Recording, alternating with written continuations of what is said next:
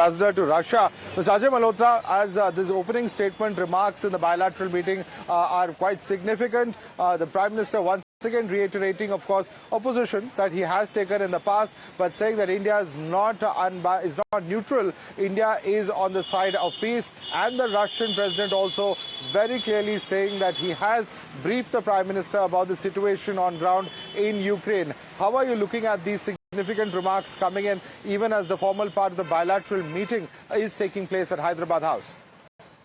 Well, it's not surprising at all. Our Prime Minister said we are on the side of peace on several occasions, and we have supported dialogue and diplomacy as a way forward in many statements.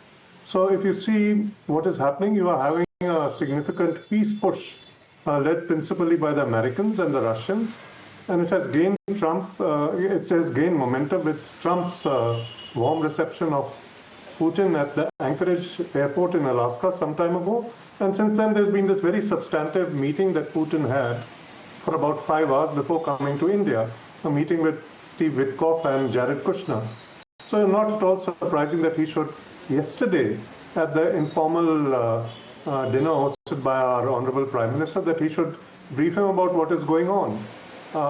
And that is now, I would say, behind us as an issue.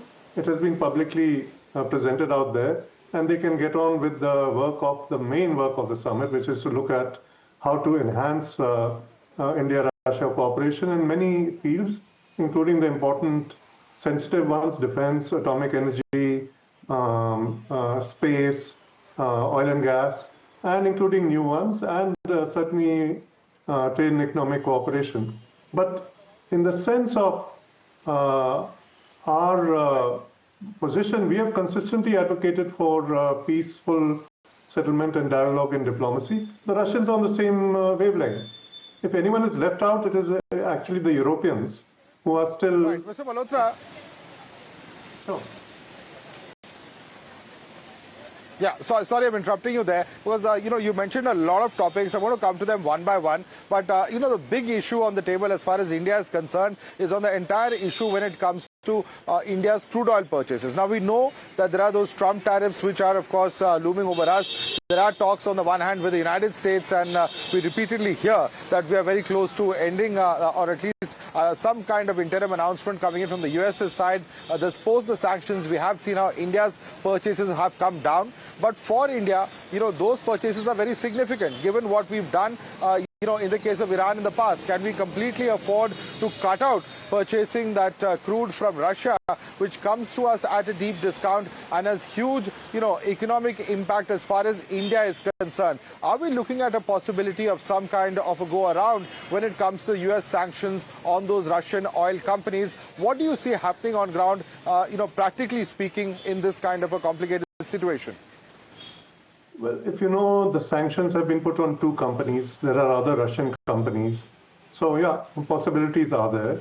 And even the way to go around is there. In any case, these are unilateral sanctions. They have no credibility under WTO situation, for example. And except that, USA being a kind of a dominant power at the moment, is able to exercise the clout and bully others into this sort of situation, like it's doing with all the tariffs. All 193 countries, 192 other countries has got after them. So, well, here you are. I'm sure we'll work it out, but we would like to do it quickly because it really projects very badly on our relationship with the USA. And the error there is from the American side. You may recall that in 2020, February, Donald Trump himself came to India, and we signed also a comprehensive global strategic partnership with the Americans. And this is hardly the behavior of a strategic partner. In Russia's case, you don't have this kind of behavior. It is all trust-based. It is absolutely reliable. But in the US case, you had the tariffs, you had the sanctions that have been put in place, you have had the H-1B visa issue and charges levied there, you had this description of China as a G2 power, etc. We are not looking for that. We are looking for a multipolar world. You had the friendship that is being publicly kind of projected with the Pakistani armed forces and their leadership. So when the Americans know well that we have issues with Pakistan as a state sponsor of terrorism, so all of this is hardly the response of a friend. I think the Americans will have to fall in line and better earn our friendship. Unlike the Russians, they have a lot of work to do. The Russians are on the right path, and we look forward to strengthening our ties with them. Last point, we have no problem with the Americans. We want good relations. For the record, please go ahead. We want good relations with USA and Russia, and that would be really in India's interest that these two important partners of ours become good friends also. The peace proposal, if it sorts out, we support Trump and Putin in their efforts to sort it out. And if it sorts out, I think it will be in India's interest and of the global south also. Thank you. Right. Also, sir, my last point to you, my last question, while you very rightly mentioned, there are issues of trade, and I'm told there's a big business delegation with President Putin, which is also visiting India, and he has said in the past that he has directed the government there to try and purchase as much and see what can be done to increase the purchases to rectify the balance of trade, which is right now hugely in Russia's favor, somewhere in the ballpark of about $64 billion, while India's exports to Russia only at around $5 billion US. Is this in a large part owing to crude? Is this something to be concerned about? And do you see things being rectified over a period of time? How are you looking at this issue? It is almost predominantly due to crude. Earlier, it was Russian exports were higher than Indian exports to Russia, but not such a big gap. At the same time, it's important to understand that this benefit that we are getting, the cheap crude, we shouldn't view it as if some problem that we're getting 65 billion worth of crude from Russia. It is helpful to us. You'd otherwise have to pay maybe 80 or 90 or $100 billion for the same crude. So it's not a problem we want to solve from that direction of their export of crude to us. That's fine. What we want to look at is greater export on our side.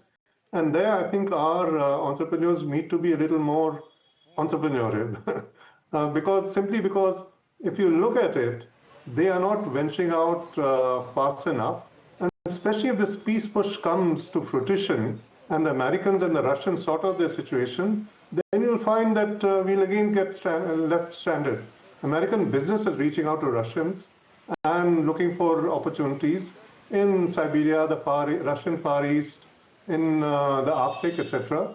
And our businessmen should also organize themselves, get structures in place so that if they have to move quickly, they can get into markets. And there are several markets out there that we can explore. For example, auto, textiles, leather, pharma, IT. And these are all markets where we have come under pressure from the Americans due to the tariffs that they have levied. And there are new areas also, shipbuilding, for example, or small modular reactors. These are very useful for us and have great prospects, I believe. And if you see what their banks are doing also, huge opportunities there. They're thinking of exporting gold to India. They're thinking of how to invest, surplus rupees that are there due to so much sale of their oil, to invest it into government securities. They're thinking of having mutual funds so that Russians can invest in the Indian market, which is, booming, and give them also the opportunity to ride the wave of prosperity with India, like American, British, French, and other investors are doing. Interesting. In fact, a lot of possibilities, a lot that can really be done between India and Russia. There are close ties, historically speaking, as well. Mr. Malhotra, I'd like to thank you so much for joining us and explaining to us all those points in great detail. We're going to slip into a quick break, but more news, more updates on the Putin visit to New Delhi.